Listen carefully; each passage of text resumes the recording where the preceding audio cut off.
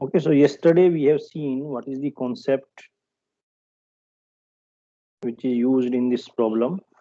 Okay, so here also if you do this calculation for size square, your size square value here, it is going to be less than the critical value, which you can see here 0.76, which is smaller than 7.81. So here also we accept the null hypothesis. Okay, so this is all about your size square test. Now, so far we have covered the Mendelian genetics. Now we are going to see the cases of non-Mendelian genetics. Okay, so we say that either non-Mendelian genetics or this is the terminology which is used. We say exceptions to Mendel's laws or beyond Mendelian genetics. There are several traits which cannot be explained, using Mendel's laws. They are against to those laws. So we are going to see that. So it looks like uh, that Mendel's laws are not perfect. Shortly after the discovery of Mendel's laws, people people used to do the breeding experiments, and they started to notice that there are several traits. Okay, there are several traits where the traits basically they are not according to Mendel's laws. That means they do not follow Mendel's laws. That means was he just plain wrong? The answer is no. Mendel was not wrong, but one thing is his are to only certain traits. They are not universal laws. Okay, so that is one thing. And second thing is that real life is more complicated than the peas, the plants which were used in those experiments. So there are several uh, cases where Mendel's laws are not used, those situations. So some of the examples are cited here: linkage or sex linked inheritance, concept of multiple alleles, incomplete dominance, codominance, lethal allele, and one more point which is not mentioned here, epistasis. I will include that point here. So we are going to discuss all these points one by one. Okay, so let's start the non-Mendelian genetics with the simplest concept, which is called codominance. So if you go with this word codominance, what can you guess? What do you mean by codominance? Share your thoughts. You know the definition of dominant and recessive traits. So what should be the definition of codominance?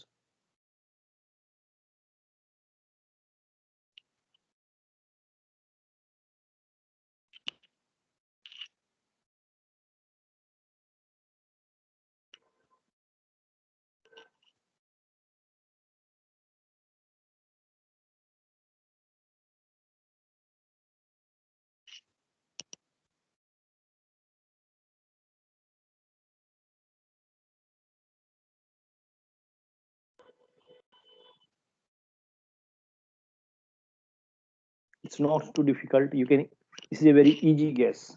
That's why I'm starting with this topic.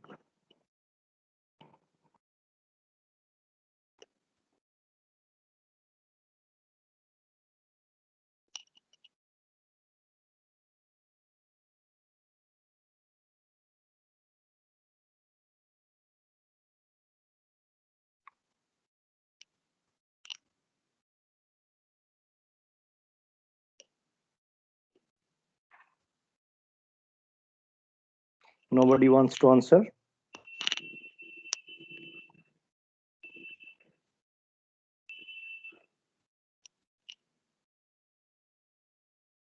means together.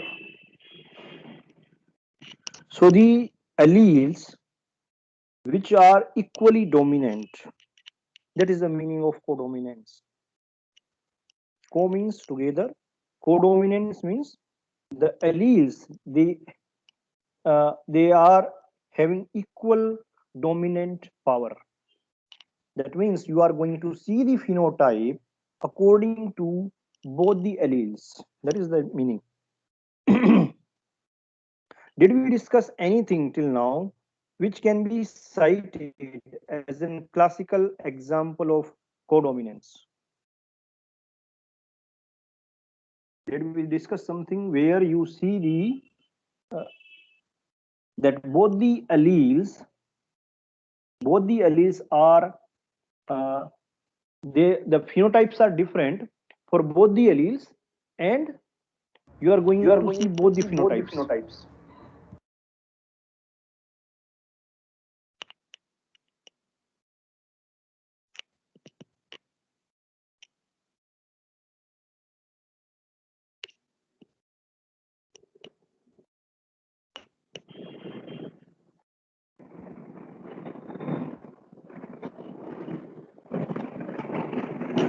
Any example?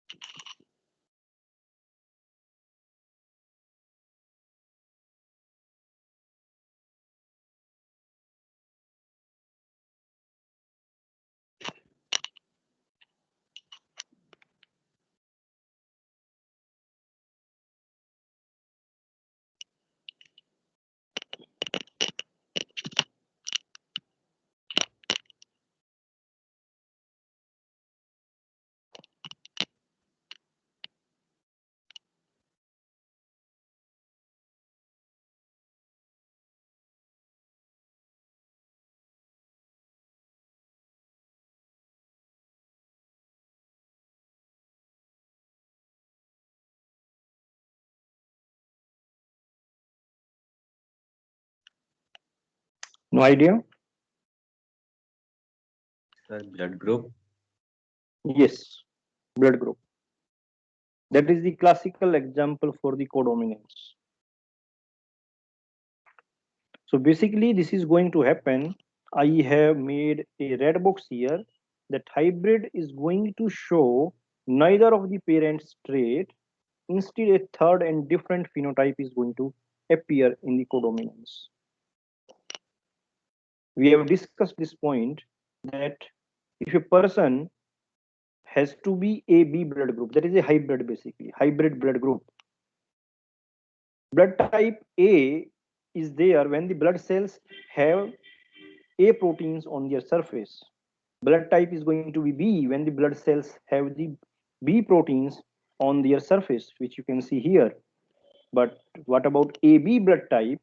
That means blood cells, they have both the A and B proteins on their surface. Both the alleles are going to express, both are dominant. We are going to see the phenotype according to both the alleles. That is the meaning of codominance. Second, again, a very beautiful picture is there where you can see that if there is a cross between the red flowers and white flowers, and in their genetic cross, you see this kind of flower in the F1 generation, where both the colors are present, red as well as white. That means it is an example of codominance.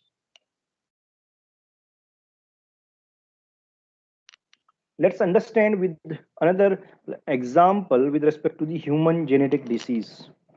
This I have cited this example earlier also. What happens in the sickle cell anemia? There is a mutation at the genetic level, at the level of DNA, which changes the amino acid and ultimately the hemoglobin protein. And because of that, red blood cells become sickled, which is shown here in the figure. Otherwise, the normal red blood cells, they are round shaped. In case of sickle cell anemia, as the name suggests, hemoglobin protein that is modified, structure is changed, and ultimately the red blood cells becomes sickle shape. So here also we are going to see the codominance. Let's see the nomenclature here.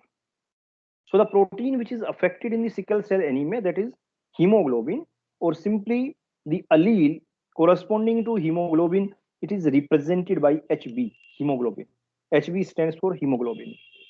So normal hemoglobin allele, it is represented like this, HB and a superscript of N. On the other hand, the sickle cell allele is represented like this, HB with a superscript of S. Let's consider the situation uh, that there is a genotype of one person, HBN, HBS. Similarly, like male and female, both are heterozygous here. They are carrier. Okay. So can you tell me what is going to be the phenotypic ratio here? If they marry, what is going to be the phenotypic and genotypic ratio?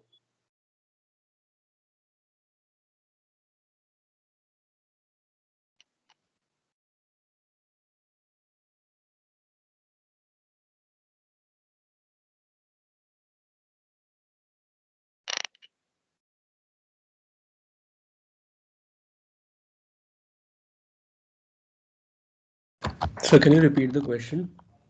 Yes, the question is, here you are seeing that husband and wife both are carriers. Carriers means they have the sickle cell trait. So remember this concept in genetics. Wherever you see the word trait or carrier, that means heterozygous. Okay. So if this male and female, they are going to marry, okay, and their genotypes are mentioned according, if the person is sickle cell trait, that means it is a heterozygous person and it should be the genotype HBN, HBS. Same thing for the female also. So now can you tell me what is going to be the genotype and phenotypic ratio in this cross? Your phenotypic will be 3:4. Um, sorry, 3:1. For 3 is normal, 1 is sickle cell. Three Genotypic will be normal. Okay. 1 is to 2 is to 1. 1 is NN, 2 is NS, and last one is SS. Sir, did you hear the genotype which I said?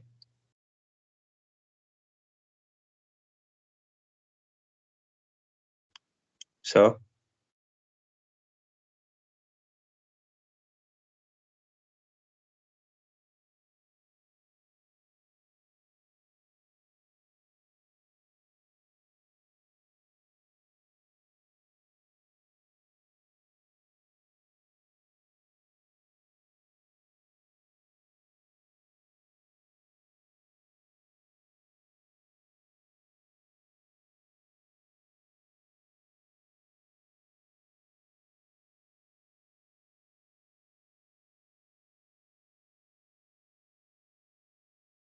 Hello, am I audible now? Yes, sir, now you're audible. Okay, okay. There was some issue with the internet. Can you see the screen also? Yes, sir. Okay. Yes, sir. So here, like we were discussing the genotypes and phenotypes. So you can see here that there are three types of phenotypes: normal, sickle cell trait, and sickle cell anemia. Okay. So 25% of the people, they are going to be normal. Okay. Then sickle cell trait, that is 50%, and sickle cell anemia 25%. That is the meaning of 1:2:1 here. So now here you can see in this cross, are we getting the same ratio which we used to get in monohybrid cross of Mendel's experiment? Is it same or it is different?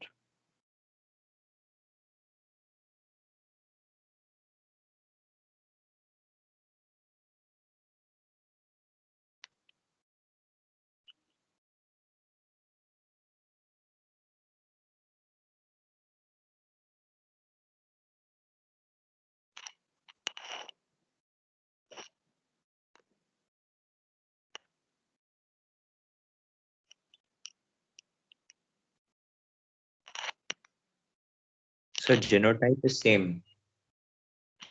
Okay. What about your phenotype here?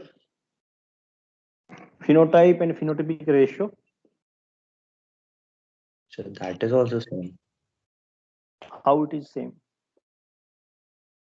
Sir, In Mendel's monohybrid cross, what is the phenotypic ratio? 3:1. That means only two categories were there, right? 3:1. 3 used to be the, if like 4 plants are there, 3 are tall, 1 is short. That is the meaning of 3:1. Here, you have 3 categories: normal, sickle cell trait, and sickle cell anemia. And the ratio you can see that is 1:2:1, the phenotypic ratio. The phenotypic ratio there it was 3:1. Here it is 1:2:1. So it's different. sir, a person having sickle cell trait will have some symptoms of sickle cell anemia. No. When I'm saying carrier or trait or heterozygous, that means no symptom. Basically, what is going to happen? Why we are saying that it is a case of codominance? Because he is the person or individual with sickle cell trait is the heterozygous. That means his body or the cells in the body, they are going to produce two kinds of hemoglobin molecules. Half of the hemoglobin molecules, they are going to be normal. On the other hand, half of the hemoglobin molecules, they are going to be sickled shape. So in that way, person is not going to develop symptoms. Okay, so it is the just sickle cell trait, we will say. The person is not going to develop the disease. Okay, so Okay, now here it is very clear from this example that phenotypic ratio is different. It is not 3:1. It is 1:2:1. That means this is the trait or this particular condition is not following Mendel's laws. Okay, this is one very good example. And here it is the example of codominance because here normal hemoglobin as well as sickled or the mutated hemoglobin both are produced by the body. Both will be there. Okay. So so this is one case now, and this Punnett square clearly explains why marriage between the sickle cell anemic carriers is discouraged. If there is a family history of being sickle cell anemia in the family, then the marriage is not favorable because chances are there that 25% chances are there that the baby is going to have the disease. And this is very harmful condition. Basically, the baby is not going to be alive. That is going to die. Because red blood cells, they are the transporters of oxygen throughout the body. And if they are affected, they are mutated, or some problem is there with the red blood cell itself, the baby is not going to survive. Okay, so this is one case. Now we are moving to the second example where Mendel's laws are not applicable. It is called incomplete dominance. From the name itself, we can guess that neither allele is going to dominate. Neither allele is going to dominate. Okay, so let's see. So it is saying the definition is a type of inheritance in which one allele for a specific trait is not completely dominant over the other allele. Whenever we see this kind of situation, let's say there is a cross between the red flowers and the white flowers, and in the F1 generation we see pink colored flowers. So it is neither red, neither white, it is a blended phenotype. And if you remember the Mendel's laws, according to Mendel's laws, that traits do not blend. That was the sentence. Traits do not blend with each other. But here in this example, we see that actually there are cases where the traits, phenotypes, they are going to combine together. So can you tell me now, based on this information, what is going to be the phenotypic ratio in the F2 generation? Make a Punnett square and let me know the ratio. And kindly note down that ratio. It is going to be useful in your chi-square analysis. If there is any problem with Sir, respect to 1:2 incomplete. 1. Okay. So here, yes, in the F2 generation, you can see clearly red plants are there. Then two cases are there where we have pink color and one case where we have white color. So 1:2:1. Okay, so kindly note down this ratio. We will use this in chi-square analysis. Similarly, another very good example is there for the incomplete dominance. Like there is a person who is curly. So here genotype is capital C, and if let's say the female is having the straight hair, which are coded by capital S, and the wavy hair, they are represented by CS. So if you do the Punnett square, again you are going to get 1:2:1, incomplete dominance. The wavy nature of hair, that is because of incomplete dominance. Okay, let's go through this question. It is very good question. That let's consider an example taken from the gene interaction. We cross two pure lines of plants, one with yellow petal and one with red, and F1 are all orange. So when we read this statement that you are doing a cross between the yellow and red plants, and in the F1 generation you are getting orange, the first thing which comes to mind that it is incomplete dominance. But we have to prove that using the some test. We have to do the statistical test to prove that really it is following the incomplete dominance. So this is the data when the F1 selfing is done for the F1 generation to give an F2 generation. This is the data. So can you do the chi-square test here and let me know whether this data is following the incomplete dominance or not? Do that analysis. No, let me know what is your chi-square value. Sir, Yes. sir, I have a doubt in chi-square value. Can you explain how did we calculate the expected value? Yes, expected value you will get according to the ratio. Let's say you are doing a monohybrid cross. There is a problem with respect to monohybrid cross, and in that cross you get 300 you get tall plants, and you get 150 small plants. Let me join. I will join the pad here so that I can write properly.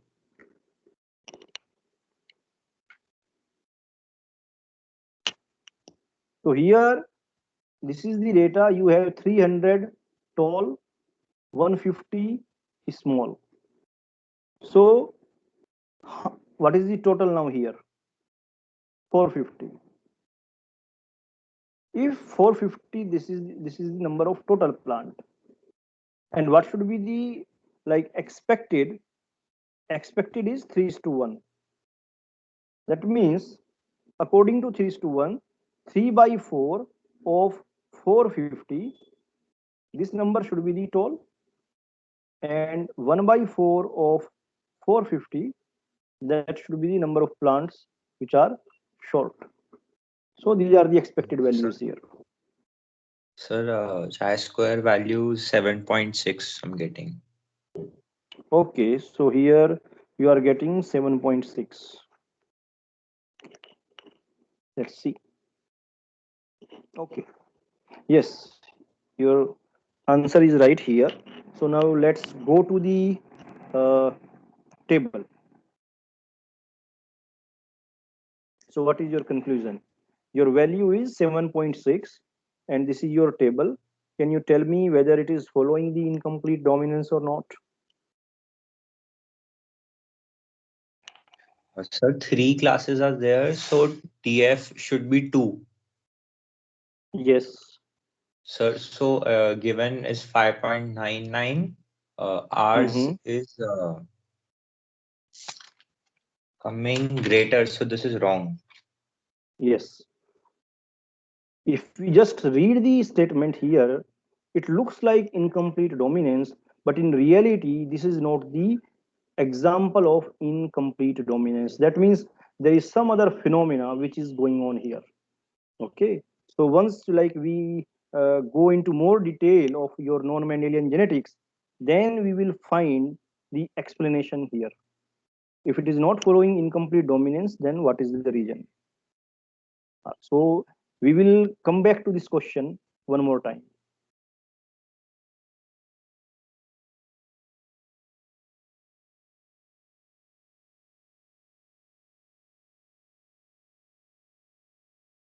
Okay, so let's move. Okay, so here these are the questions for your turn. Go through these questions. Let me know your answers.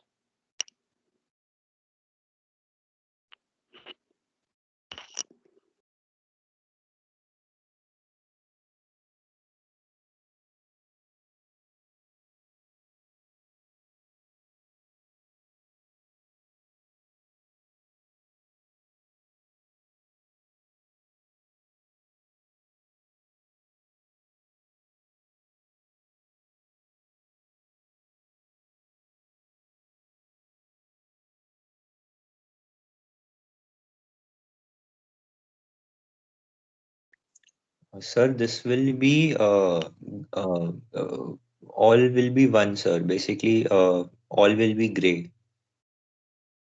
All will be gray. Okay, let's see. Yes. So genotype is going to be 100% capital B, small b, and phenotypes will be 100% gray. Okay. Sir, can you give the explanation? Yes, let's go through the question. In Australia, there is a creature known as wild dog or dingoes. It comes in 3 colors, black, gray, and white. This trait is controlled by a single gene with incomplete dominance. A homozygous means capital BB, it is going to be black. Homozygous small bb, it is going to be white. Heterozygous capital B small b, it is going to be gray. So what will be the genotype and phenotype of the offspring if a black dingo? So what should be the genotype of black dingo?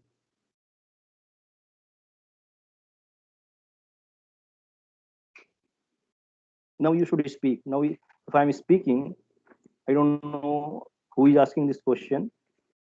Let me know what is the genotype of the black dingo.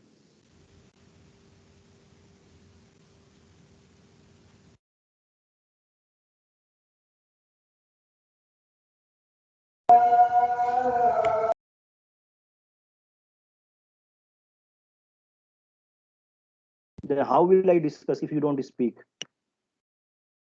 You are asking me to explain. Yes. Sir, someone is Mhm. removed. Oh, yes, sir. What was your question? I didn't hear. Yes. So what is the genotype of the black dingo here? Sir, one 1:1 for all the 3. No, Sir, you are asking the Puneet square. I'm asking the genotype of the black dingo.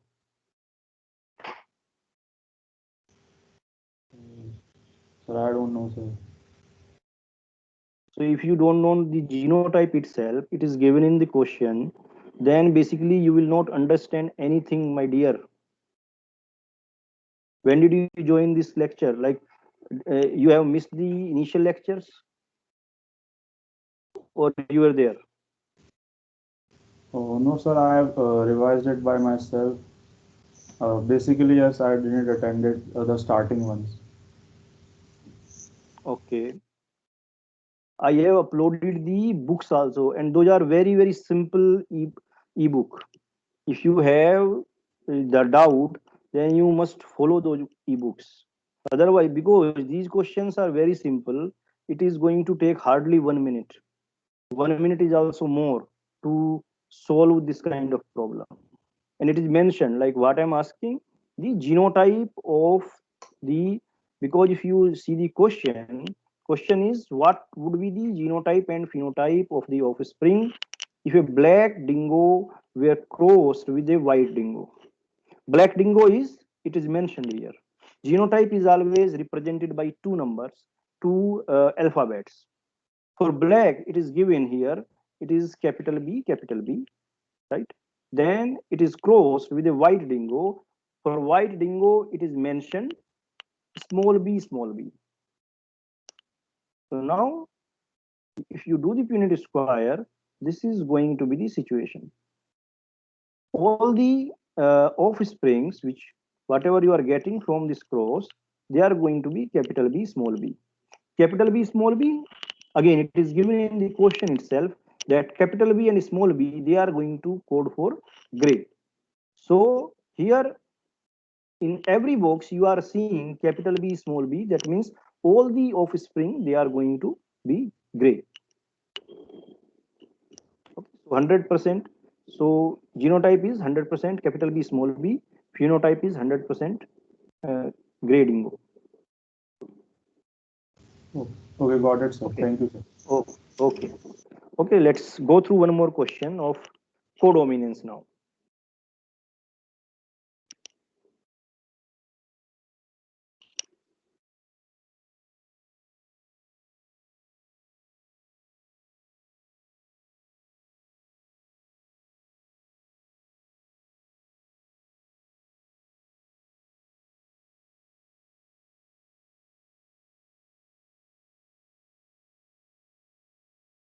Sir, 1:2:1.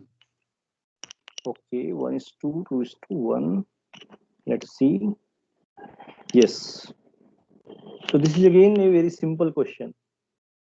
Genetics problems looks complicated, but if you know the concept, know the Punnett square, know the probability or size square, then they are simple. They are nothing actually. Here you can see the phenotype: 25% brown, 50% roan, and 25% white.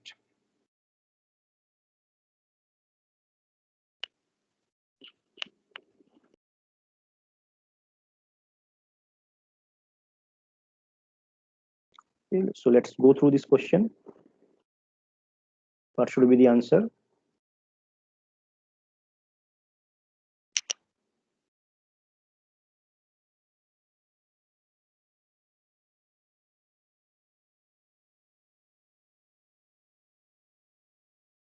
Sir, 2 cream, 2 white. 2 cream, 2 white. 1:1. C option. Yes, C option. Okay. So far, we have seen the example of, we have seen the multiple alleles. So according to Mendel's laws, if you remember, Mendel used to say that there are only two factors or two alleles for a trait. But when we discussed the blood groups, that is a multiple allele concept. Okay, so that is multiple alleles. That is part of your non-Mendelian genetics. Codominance, incomplete dominance, they are the examples of non-Mendelian genetics. In the same series, next concept is for the lethal allele. Okay, so what do you mean by lethal allele? As the name suggests, lethal, that means it is dangerous, it is going to cause death. That is the meaning of lethal. So if any combination of allele is going to be very deadly, it is going to change the phenotype. Let's say here this is simple Punnett square, which is shown capital F, small f, capital F, small f. And let's say if this is the allelic combination which is lethal, capital F, capital F. If it is lethal, this individual is not going to survive. It is going to die. So now, can you tell me what is going to be the phenotypic ratio here? Is it 3:1?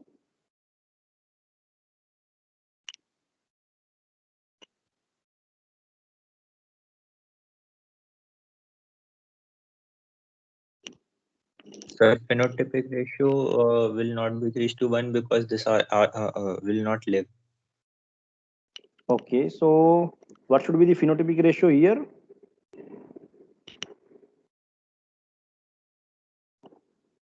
Sir, 100% for No. See, you have to tell the phenotypic ratio according to the genotype. So here you have capital F, small f at two place.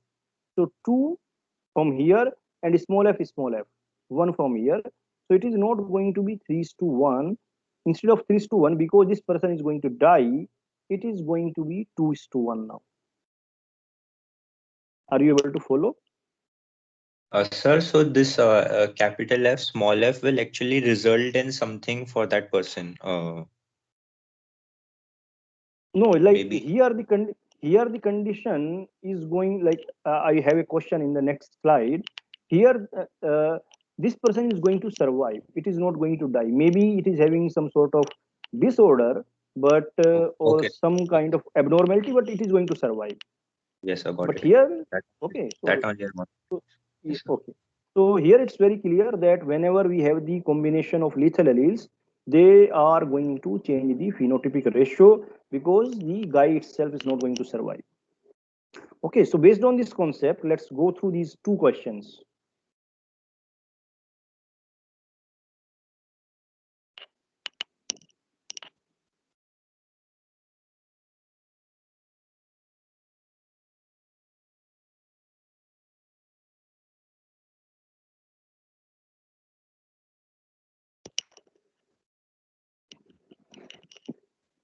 Sir, first is 2:1, which you Okay, already said.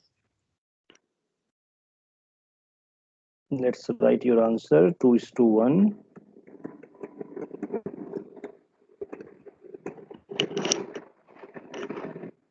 What about second one? Male versus female.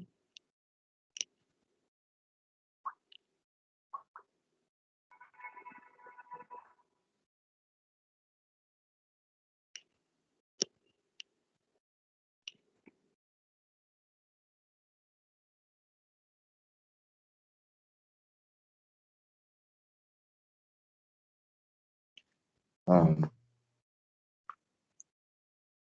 Sir, 1:1:1:1.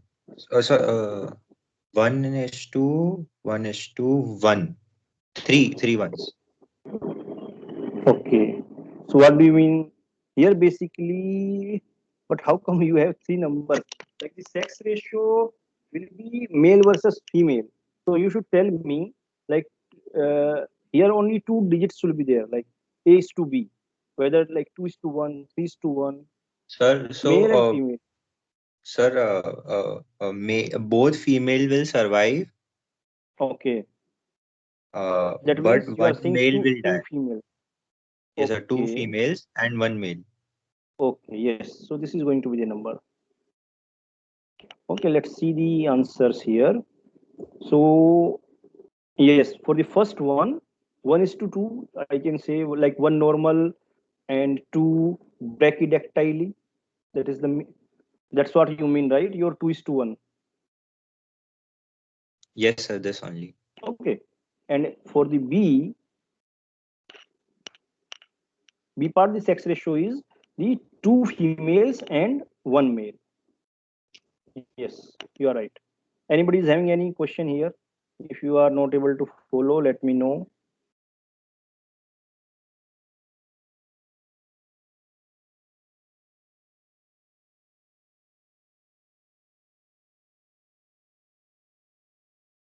Okay. Another concept is this is also very important, gene environment interaction. According to this concept, so basically there are two types of cases in this particular topic is important in context of human genetics. Okay, there are different categories in the genetics also, like Mendelian genetics, non-Mendelian genetics, human genetics. So this particular concept is very important in human genetics, gene environment interaction. There are two types of disorders in human beings. some disorders, they are controlled or they are regulated by a single gene, like your sickle cell anemia. Only one gene is responsible for sickle cell anemia. On the other hand, there are diseases or disorders which are controlled or regulated by multiple genes. For example, blood pressure. And that's why, that is the reason we do not have a 100% drug for blood pressure treatment, cancer treatment. Blood pressure, like according to statistical data, there are more people who die because of blood pressure than cancer. If we combined all different types of cancer and just consider the hypertension, blood pressure, across the world, there are more deaths just because of cardiovascular diseases, hypertension. And that weightage is more than the death which are caused by the cancer. What is the similarity? Multiple genes are involved in both the cases, hypertension as well as cancer. Multiple genes are there. And apart from genes, not only genes are involved, there is a interaction between the genetic factors and the environmental factors. And that is the interaction between the genetic as well as environment, which actually leads to the phenotype of an organism. I can cite the example like there are people who like, what should be the simplest example? Yes. So I can cite the example of cholesterol. There are people who are having the high cholesterol, still they are not hypertensive. And there are people whose cholesterol is normal and still they are hypertensive. Without cholesterol, without high level of cholesterol, they are having hypertension, they are having high blood pressure. Similarly, on the other hand, there are people where is blood pressure, you can consider the opposite, vice versa situation. So that's why the environment, what do you mean by environment here? Environment means like there are several things which will come under the environment. Our daily habits, smoking, drinking, diet, all those factors are considered as environmental factors. Okay. So we can, if we modify the environmental factors, if we modify the environmental factor, let's say diet, smoking habit, drinking habit, morning walk, all these habits, if we change, we can change the phenotype. That is amazing. And this is only possible if there is a genetic, like if there is an interaction between these two components, genetic and environmental. And if you can regulate any phenotype by regulating the environmental factors, that means like it is because of the gene environment interactions. Let's consider one example. Here I'm mentioning the example of phenylketonuria. It is an autosomal recessive condition. What is going to happen in this? It is caused by the absence of an enzyme which is involved in the phenylalanine breakdown. Phenylalanine is an amino acid. I have mentioned 20 amino acids in the beginning of this course. So phenylalanine is one of them. And so what is going to happen now? We are saying that PKU is caused by the absence of an enzyme which is involved in the phenylalanine breakdown. So what is going to happen in this medical condition? If the enzyme which can degrade phenylalanine, that is missing, that is absent. So what is the consequence here?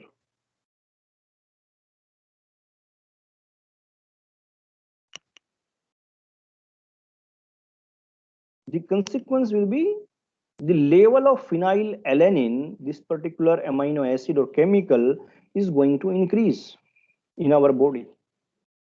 And if it is increased, if our body is unable to break down phenylalanine and it crosses a threshold, it is going to be toxic to the developing neurons.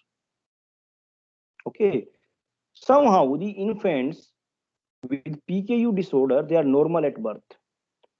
Okay, it is one of the hereditary disorders, and genetic tests are there to test whether a newborn is having this disease or not, phenylketonuria. So what is the solution here? What is the solution to this problem? The environmental modification. What is going to, what is the environmental modification? Changing the diet.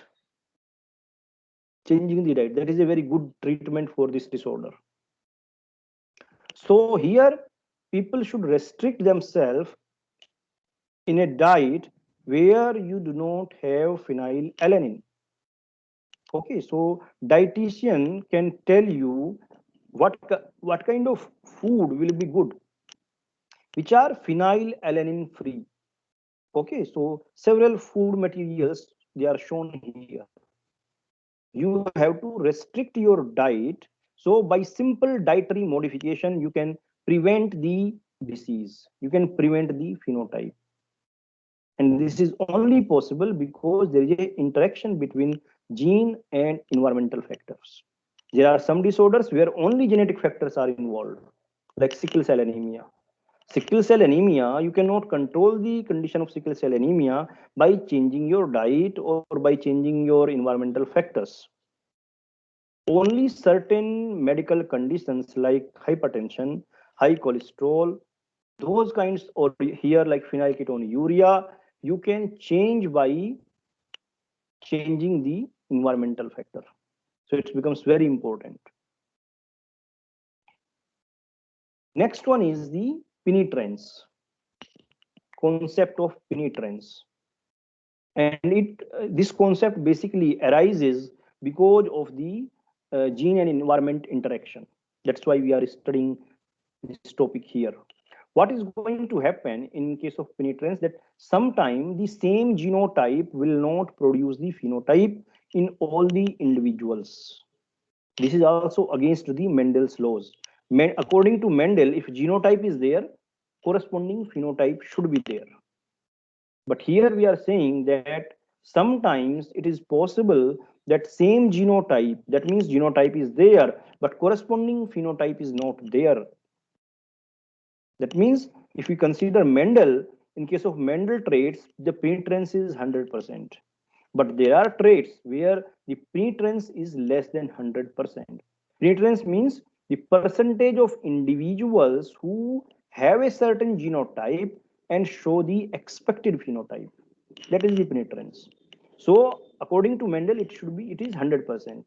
But people have discovered traits where the penetrance is less than 100%.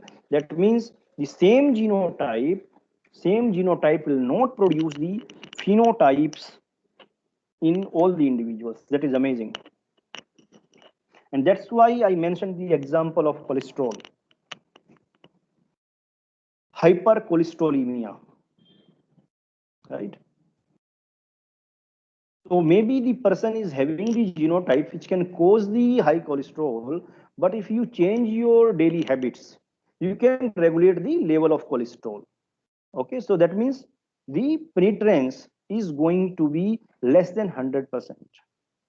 Okay, this is the idea behind the penetrance. And how will you calculate the penetrance value? The formula is given at the bottom. That penetrance is calculated like this. Number of the individuals who have genotype and expected phenotype divided by the total number of the individuals who have genotype. Okay. So for example, here it is shown also, if we examine 42 people having an allele for polydactyly, which is shown here. This condition is called polydactyly, the extra finger or extra toe here. So found that only 38 of them were polydactylous. 38 are the people who are having genotype as well as they are showing phenotype. So that means 38 by 42, it is the penetrance. That means 90%. Next concept is the expressivity, the degree or extent or severity to which a character is expressed. Again, expressivity we can explain with the help of hypercholesterolemia. Some individuals have extremely high cholesterol from birth, others can control with the diet and exercise, and they can have the normal life. Okay, so that is the expressivity, that is the degree, extent, or severity to which a character is expressed. Okay, so let's go through this question and let me know your answer. Here you have to apply the concept of penetrance.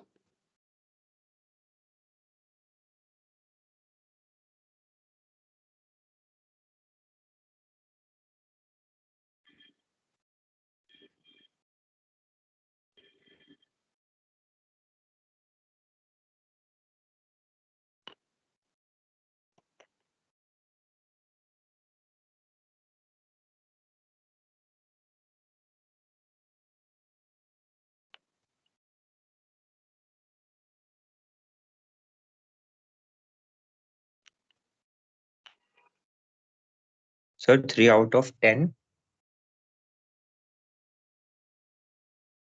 6 out of 6 out of 10. You understood where is the mistake? You have to consider the penetrance also here when you are calculating the probability. Sir, actually, I did not do. I did 3 by 10. It was into half. I did not do. So that is one Okay. calculation mistake. Okay. Okay. Okay. So I'm going to stop here, and we will discuss some more examples of your non-Mendelian genetics in next week. Any doubt in today's lecture? No, sir. Sir, I have a Yes. request.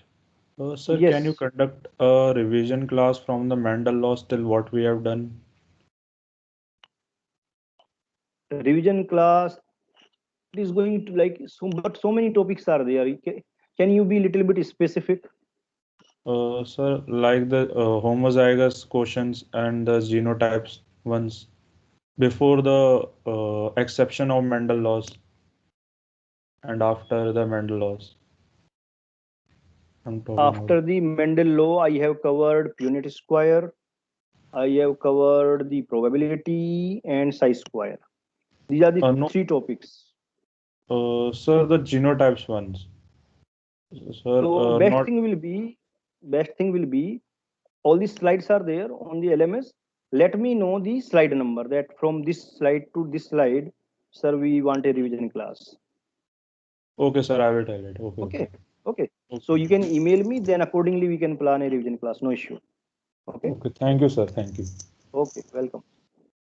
Any other thing, guys?